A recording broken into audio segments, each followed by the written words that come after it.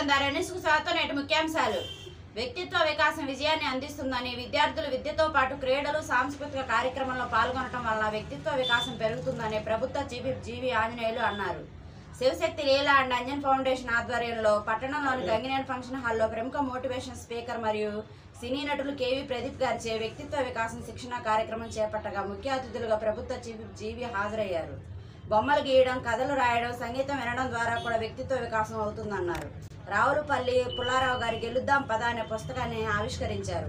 కార్యక్రమంలో మాజీ MLA Makkina Mallikarjunarao, Shivashakti foundation senior manager GV Ramanarao, న్యాయవాది రామకోటేశ్వరరావు, వివిధ పాఠశాలలు కళాశాలలు యాజమాన్యం తదితరులు పాల్గొన్నారు.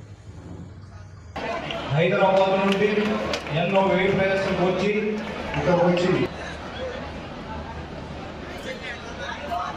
సబ్జెక్టు పూర్తిగా ఈరోజు మన ప్రదీప్ గారు చాలా ఫేమస్ ట్రైనర్.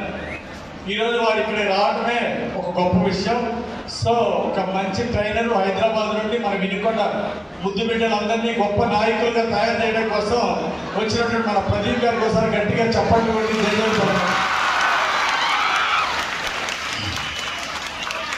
మీరు చెప్పింది బ్రహ్మాండంగా అర్థం చేసుకుంటే, సూపర్గా అర్థం చేసుకుంటే 8 మార్కులు, దాన్ని అమలు చేసి ఆచరిస్తే 8 మార్కులు. రెండింటిని డివైడ్ చేసి చెప్పండి. చెప్పడం బాబు చెప్పండి. ఏనుపాలెం రోడ్డు మిర్చి ఆటు పక్కన అన్నదాన ప్రభు అయిన శ్రీ శ్రీ కాశీనాయన 29వ ఆరాధన మహోత్సవం సందర్భంగా ఈరోజు వినుకొండ ఆశ్రమంలో మార్గశిర శుద్ధ చతుర్దశి పౌర్ణమి గడియలలో జ్యోతి ప్రజ్వలన కార్యక్రమం అత్యంత వైభవంగా నిర్వహించారు. అలానే ఈరోజు ఆశ్రమంలో కాశీనాయనకు ప్రత్యేక పూజలు, మహిళా భక్తులచే సత్సంగం, పారాయణం, భజన ఆవరణలో నిత్య అన్నదానంలో ఈరోజు 24 గంటల పాటు 108 వంటకాలతో వేల మందికి అన్న సంతర్పణ నిర్వహించారు. ఈ కార్యక్రమాలన్నీ పూర్తిగా భక్తుల విరాళాలతో నిర్వహించడం జరుగుతుందని ఈపూరు మండలంలో శనివారం నాడు రోడ్డు ప్రమాదం జరిగింది.